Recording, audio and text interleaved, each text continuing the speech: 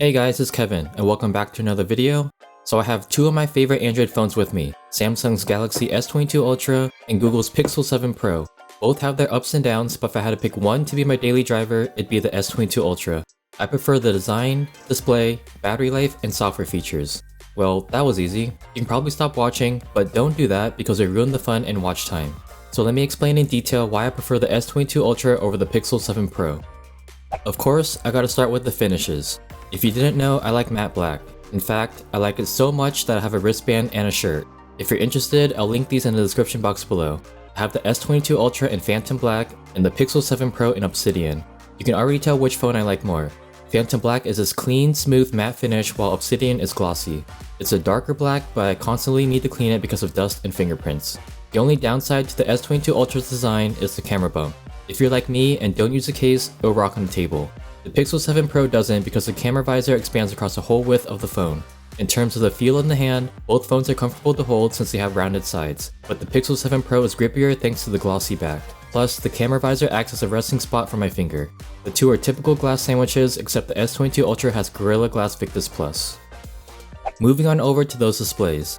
Samsung is known for producing excellent quality displays, but Google isn't too far behind. Both screens have similar specs too: AMOLED, 120Hz, HDR10+, 1440p, and an in-display fingerprint reader. I do prefer the S22 Ultra's display since it's bigger at 6.8 inches versus 6.7 and has a higher peak brightness at 1750 nits versus 1500, and the colors pop out more. The in-display fingerprint readers are pretty accurate too, but Samsung does have an edge since it's an ultrasonic fingerprint scanner. It's faster, works when my fingers are oily or dirty, and it's more secure. Only the S22 Ultra has an LTPO 2.0 panel, allowing the refresh rate to go as low as 1 Hz to save battery. And speaking of battery, Samsung and Google have a 5000 mAh battery in their flagships. It looks great on paper, and fortunately, it also translates to great battery life. With normal activities, phone calls, messaging, YouTube videos, and social media, each phone can easily last me a day. The S22 Ultra does last about 5 to 10% longer though. Plus, if I do manage to kill it somehow, there's fast charging and wireless charging.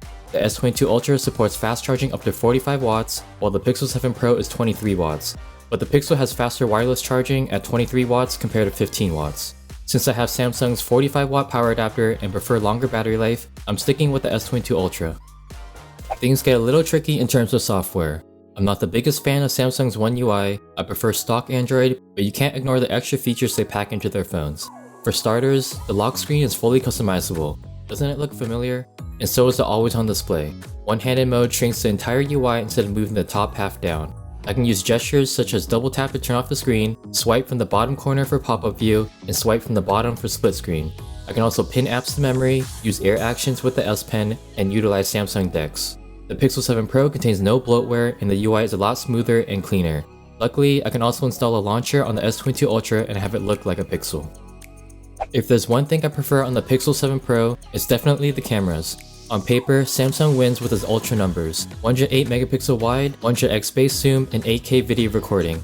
But Google has the advantage with its computational photography and Tensor G2 chip.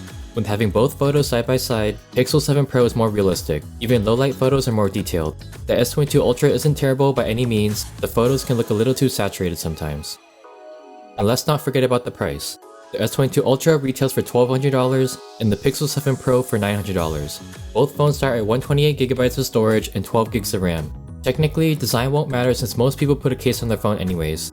And all it really comes down to display, software, and cameras.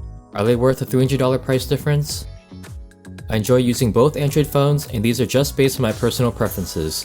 Which phone would you choose, the Galaxy S22 Ultra or the Pixel 7 Pro? Let me know in the comments down below.